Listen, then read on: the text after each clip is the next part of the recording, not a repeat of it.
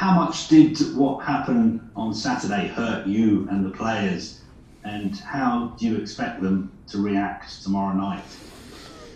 Well, it hurt us because once you reach a final, you want to win the final when you're so close, and we had to overcome a huge opponent in semi-finals, and we had the feeling that we deserved to be in the final first of all, and even after the match we had the feeling that we deserved to win it, but so we were hurt, of course, but disappointed about the result, yes, but not too disappointed about our performance. I think that given the circumstances that we play in different competition, which is not so easy because usually the pressure and the tension builds up from match to match, and then it ends up logically in a final. That is not the case for us. We play in 3 competition, and you win the semi-final against Real Madrid, then you go back into race of top 4. Suddenly you are in the final again of FA Cup. Then you go back to race of top 4. It's not that easy to be focused and have the concentration level and the right amount of tension. It's not always logical, but and for that, given the circumstances, first time with spectators, a big match, we are not that experienced in finals with our young squad.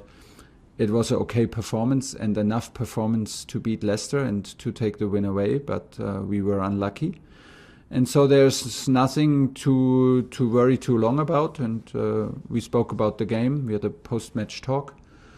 And now we focus on the match tomorrow, which is the same opponent, but a totally different competition. How do you think you need to approach this game? Is it simply a game that you have to win at all costs, considering what happened with Liverpool yesterday? Well, that didn't make things boring in Premier League, that late goal from Allison, that's for sure. But at all cost, I don't like at all cost, because at all cost means, at all cost means at all costs, and this is not what we do. We want to win games, we're in sports, and this is not about life and death, but it's super important for our ambitions, and this, of course, the situation is very clear. It's still in our hands. This is absolutely positive, and what we worked hard for, we should not forget, and we approach the game more or less like any other game. When the more tension is on, the more normal approach we use, because there is a lot of surrounding, there's a lot of talks, there's a lot of constellations, what happens if. So the best thing is to stay focused on what you can influence, and this is our performance. And so we approach this game like any other game, with a clear will and desire to win. And how much of a difference do you think it could make to your players to have Chelsea fans back in Stamford Bridge tomorrow night? I had in some matches where we struggled a bit and with momentum maybe, and I had the feeling during this run that in many matches that support could help now, and would be crucial also to our team. So having the fans back is fantastic, and I hope they come in the right moment to help us to secure this last win in Stamford Bridge this season. And just the final one from me. Obviously, Tammy wasn't involved on Saturday. Is that tactical, or is it something that you see in training? And do you think he still has a future at Chelsea? Will he play for the club again, do you think? Well, it's just the amount of people that I can nominate for a game, and it's then I have to select 18 for 20 position, and then we decided to start with Timo Werner on the 9, and we had Kai and Ollie who can play on the 9, so we decided not to have 3 number 9 on the bench. This is it. It's never personal.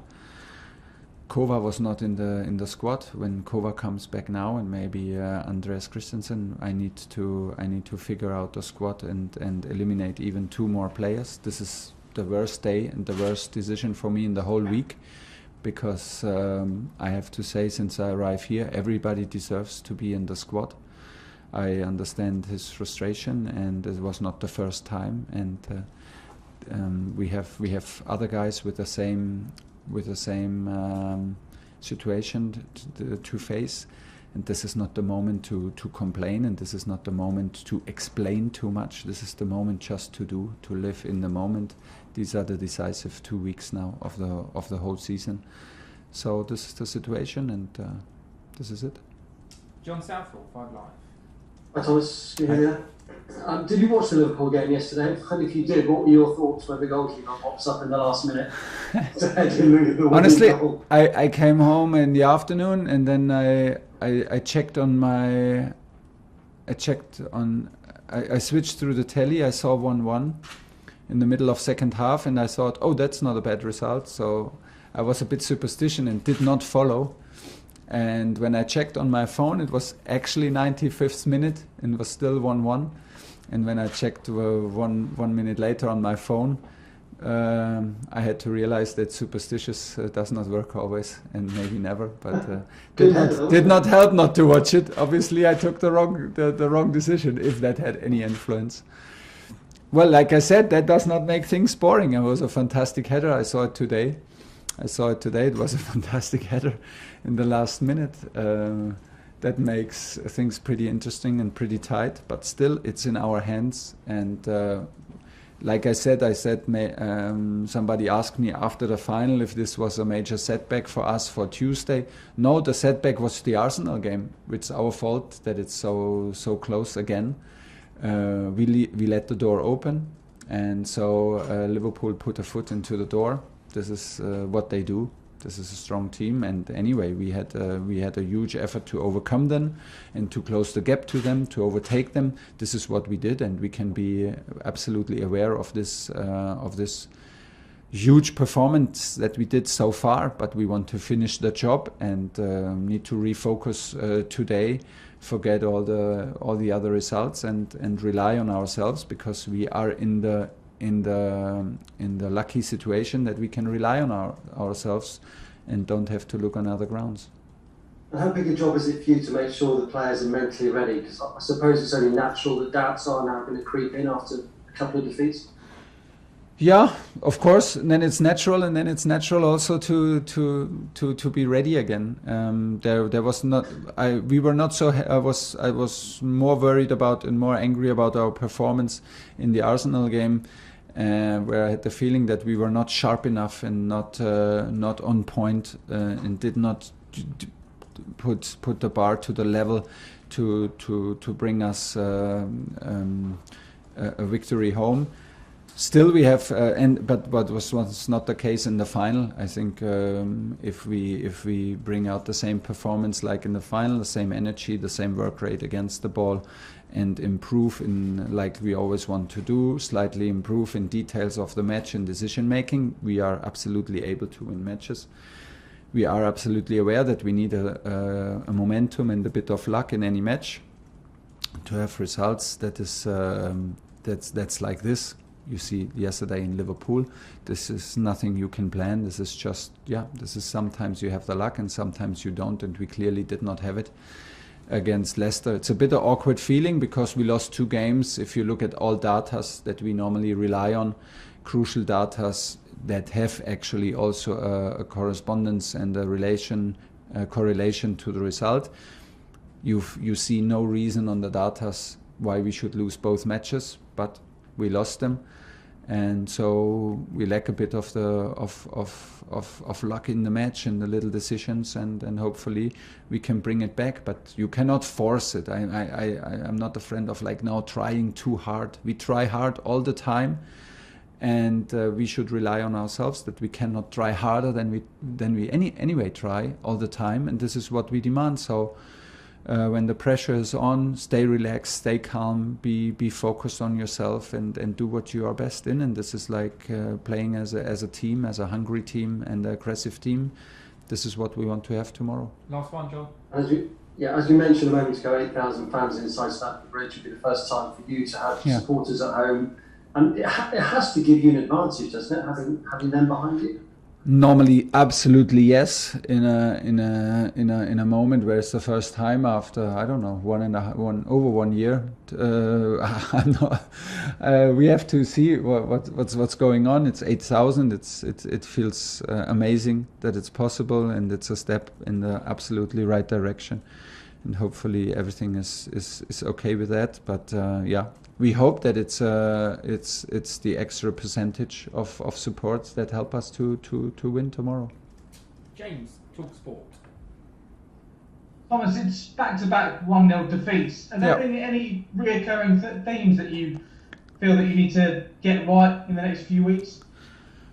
I think we had a lot of games that we won 1-0 with the same performance, with the same attitude and the same statistics. And I'm not only talking about how many kilometers we run or the opponents or ball possession. I'm talking about the statistics that really count and that have a correlation to the result.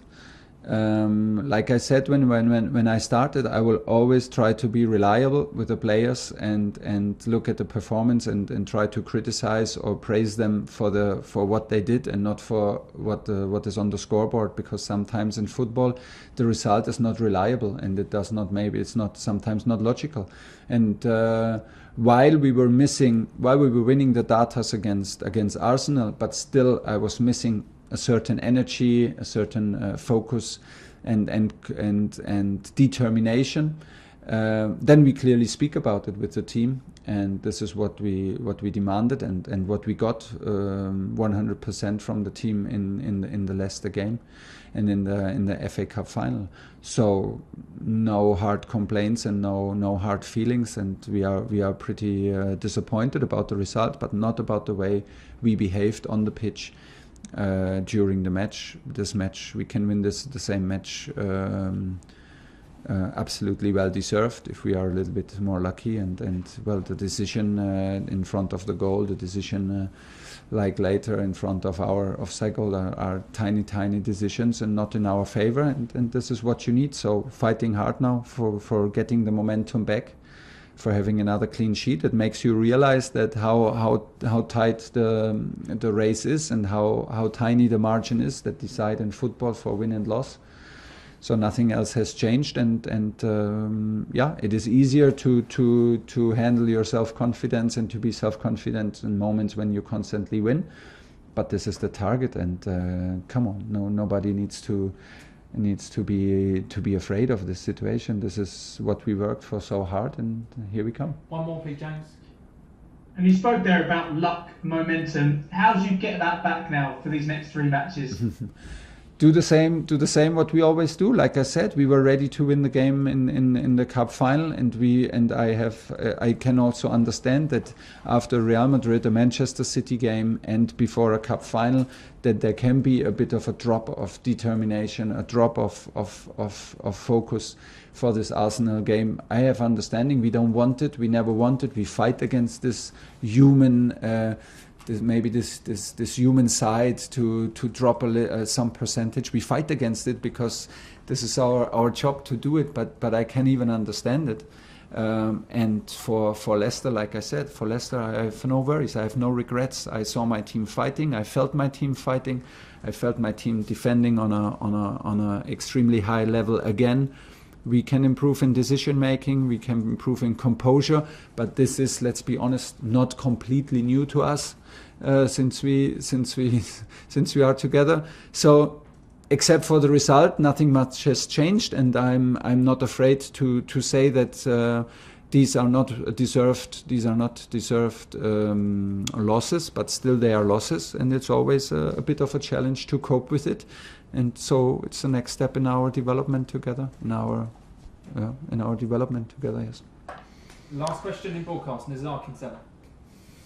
Hi Thomas, you were talking about defending on a high level. I think one of the success stories has been Toni Rudiger this season, and he's playing with a mask as well, a broken face. Can you tell us a bit about his warrior spirit to play through that injury and how important he's been for you? And also, does that mean you're going to try and push for a contract for him in the summer as well?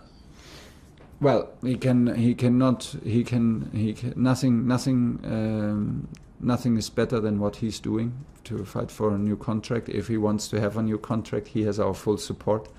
If he wants to stay in the club, then speaking with performances, and this is what he's doing, is absolutely amazing. And since day one, we chose him in the first match after one training. It was an unfair decision against Kurt, but it was He was German. I had a clearer picture of what he can do, of course, because I followed him a bit more than Kurt Zouma. So it was an unfair decision, and it was like I had a clear picture of what I can ask of him and what he can be capable to deliver to a team. And he took the chance. It was not, since then he is absolutely well deserved that he is in the team. He's kind of an aggressive leader. He has this natural aggressivity in him. He hates to lose. He is hard to beat in duels. He is very, very brave and full of energy in defending. And he's leading by example. He's, like I said, he has a very positive aggressivity in him, and this is what we like. And when he can channel all this into top performances like he does now, we are all very, very happy to have him. Okay, that's the end of the broadcast section.